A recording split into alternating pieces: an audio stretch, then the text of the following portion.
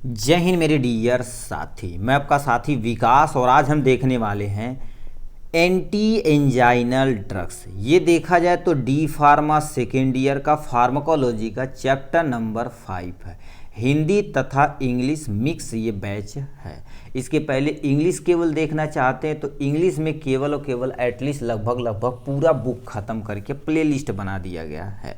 ये जो journey start की गई चैप्टर नंबर 5 का, इसमें हम क्या देखने वाले, drugs acting on the cardiovascular system, मतलब ऐसी दवाइयाँ जो हमारे हार्ट पे काम करती हैं उन्हीं को कार्डियोवास्कुलर फंक्शन बोला जाता है। ठीक है, तो इसमें हम सबसे पहला देखने वाले हैं एंटी एंजाइनल ड्रग्स के बारे में। अकॉर्डिंग टू पीसीआई हमको क्या देखना, सबसे पहले डिफिनेशन यानी इंट्रोडक्शन, जिसको नॉर्मल भाषा में बोल सकते हैं।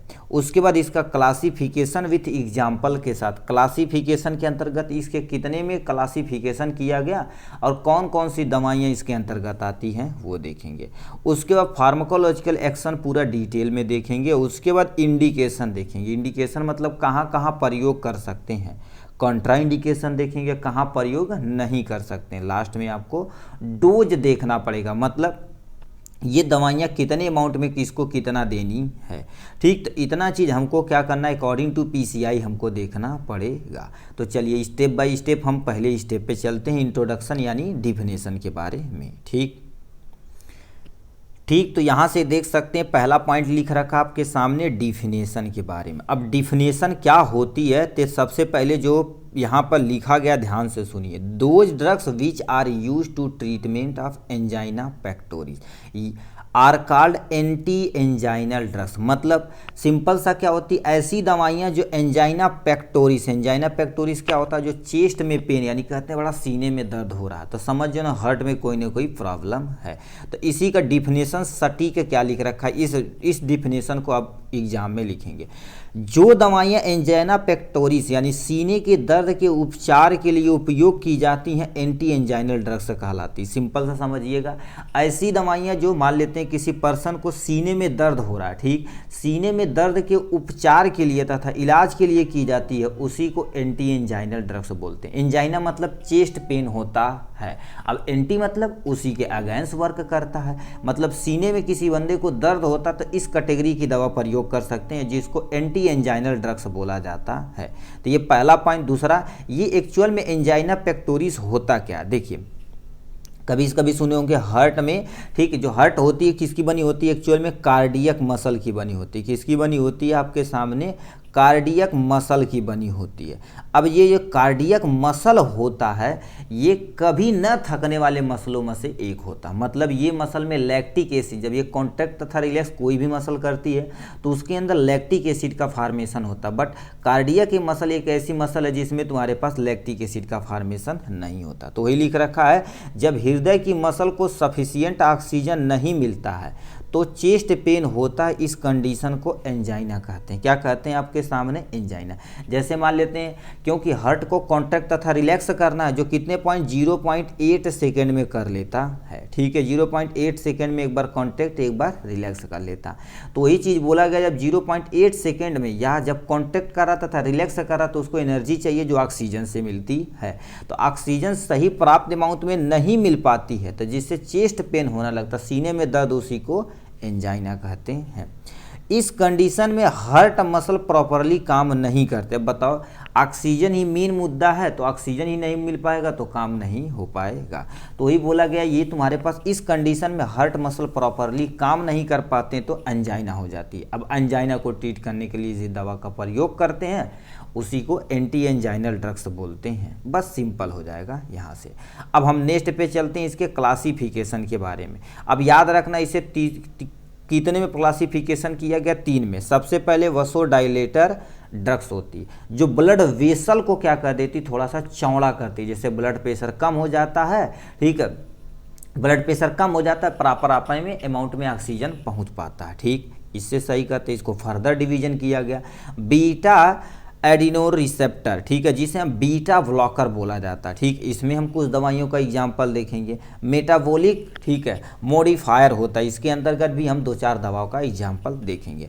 अब याद रखना, मान लेते हैं एग्जाम्पल में ये जो एग्जाम में मान लेते हैं ये जो फर्दर डिवीजन किया गया है, देखिए ये फर्दर डिवीजन किया गया है ना नीचे तक जो, यानी इसको नहीं याद रहेगा तो जैसे ये आप देखिए यहाँ पर लिखे हैं ना 2-3 दवा, यहाँ पर 2-3 दवा, वही चीज़ यहीं हेडिंग डाल के 2-3 दवा लिख देना। ठीक, तो वसोडाइलेटर के अंतर्गत तुम्हारे पास 3 कैटेगरी में आती है। सबसे पहले आता है आपके सामने ये वाला ऑर्गेनिक नाइट्राइट इन नाइट्रेट होता है। ठीक, NO2 और NO3 का जो तुम्हारे पास पोर्शन होता है उसको बोला जाता है। ठीक, तो इसके अंतर्गत तुम्हारे पास क्या हो जाएगा, एमाइल नाइट्रेट इसका एग्जाम्पल आता है, आइसोसार्बो, ठीक है, सार्बाइड डाई नाइट्रेट इसका एग्जाम्पल आता है, और नाइट्रोग्लिसरीन इसका एग्जाम्पल आता है। तो इसके अंतर्गत तुम्हारे पास 3 एग्जाम्पल यहाँ दिया गया है।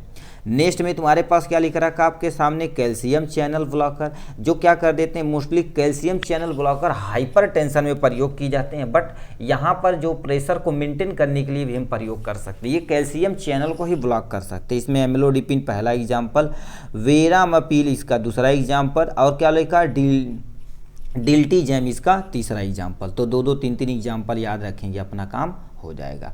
नेक्स्ट में आपके सामने पोटेशियम चैनल ओपनर, ये है याद रखना, ब्लॉकर नहीं है।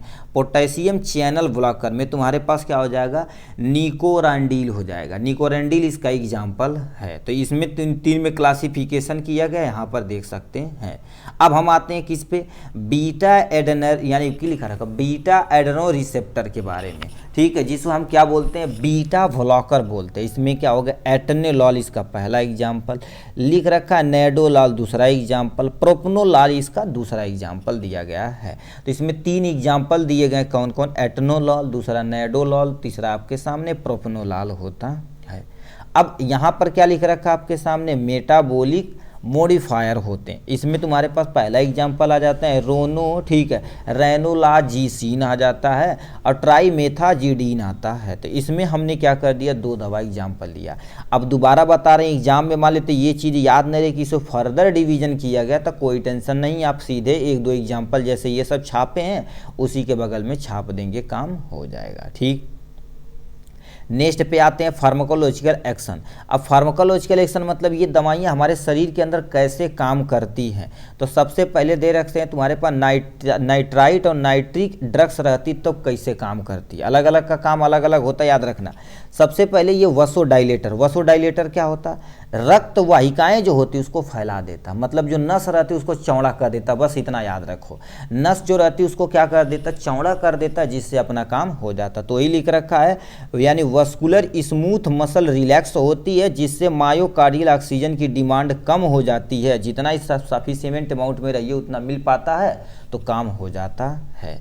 ठीक, तो ये वसोडाइलेटर पे काम ऐसे होता है। अब नेक्स्ट में तुम्हारे पास क्या लिखा रखा, कोरोनरी आर्टरी डायलेशन, मतलब जो तुम्हारे पास क्या हो गया, आर्टरी जो होती है उसको फैलाने का काम करते हैं। लिख रखा है आपके सामने इस्केमिक मायोकार्डियन में ब्लड फ्लो, यानी क्या लिख रखा, इम्प्रूव होता है, जिससे ऑक्सीजन की सप्लाई बढ़ती और प्राप्त अमाउंट में जब ऑक्सीजन मिलेगा तो एंजाइना यानी चेस्ट पेन कम होगा। तो ये आपके सामने इस विधि से करते हैं। मान लेते किसी को हम बीटा ब्लॉकर दवा देते हैं तो ये क्या कर देता है, एंटी रेदमिक इफेक्ट डालता है, मतलब हार्ट रिदम को क्या कर देता है, स्टेबलाइज करता है। हार्ट रिदम को क्या कर देता है, ये स्टेबलाइज करता है, मतलब पहुँचते जो हार्ट का रिदम होता है कि कितने में सिस्टोलिक कितने में डायस्टोलिक होना चाहिए, उसको मेंटेन करता है। नेक्स्ट में क्या लिख रखा आपके सामने, एंटी, ठीक है, यहाँ पर क्या लिख रखे हैं, एंटी एसमिक इफेक्ट होता है। ये क्या कर देते हैं, एंजाइना अटैक की फ्रीक्वेंसी तथा यानी क्या लिखा, सेवेरिटी को कम करता है। जब बताओ इफेक्ट को कम करेगा तो अपना काम हो जाएगा। तो इस तरह से ये क्या कर देते हैं, गुरुदेव काम करते हैं। अब मान लेते हैं कैल्शियम चैनल ब्लॉकर कैसे काम करते हैं, यहाँ पर थोड़ा सा इनके बारे में देख लेते हैं। ये भी वसोडाइलेटर करते हैं। देखो, आफ्टर लोड कम करते हैं, मायोकार्डियल ऑक्सीजन की डिमांड को कम करते हैं, जिससे काम हो जाता है। कोरोनरी यानी देखो, कोरोनरी डायलेशन ये ये भी करते हैं। वसल को क्या कर, जो ब्लड वेसल रहती है उसको डायलेट करते हैं। हार्ट को ठीक ऑक्सीजन सप्लाई बढ़ा देते हैं, अपना इजली काम हो जाता है। अब ये तुम्हारे पास क्या होगा, 3-4 था, क्या होगा, नाइट्रेट पे कैसे काम करता, बीटा ब्लॉकर, कैल्शियम चैनल। जितना क्लासिफिकेशन उसी के बारे में थोड़ा थोड़ा लिख देना कि इस कैटेगरी की दवा कैसे वर्क करती है। इंडिकेशन कहाँ कहाँ उपयोग कर सकते हैं, तो यहाँ पर आ जाते हैं। सबसे पहला एग्जाम्पल तुम्हारे पास स्टेबल एंजाइना, मतलब किसी को लंबे समय तक ठीक है चेस्ट में पेन हो रहा तो इस कैटेगरी की दवा प्रयोग कर सकते हैं, ये बोल दिया गया। मायोकार्डियल इन्फेक्शन जिसे एमआई बोलते हैं, मायोकार्डियल इन्फेक्शन भी प्रयोग कर सकते हैं। क्रोनिक हार्ट फेलियर में, मतलब किसी बंदे को हार्ट फेल हो गया तो उसको भी सही करने के लिए हम इस कैटेगरी की दवा प्रयोग कर सकते हैं। रिफ्रैक्टिव एंजाइना में तुम्हारे पास क्या होगा, रेनोलाजीन जो होता है इसका उपयोग किया जाता है। जैसे रिफ्रैक्टिव मतलब रुक रुक के जिसको आता है तो उसको बोला जाता है। नेक्स्ट में ये तुम्हारे पास इंडिकेशन, मतलब यहाँ यहाँ प्रयोग कर सकते हैं आप दवाओं के।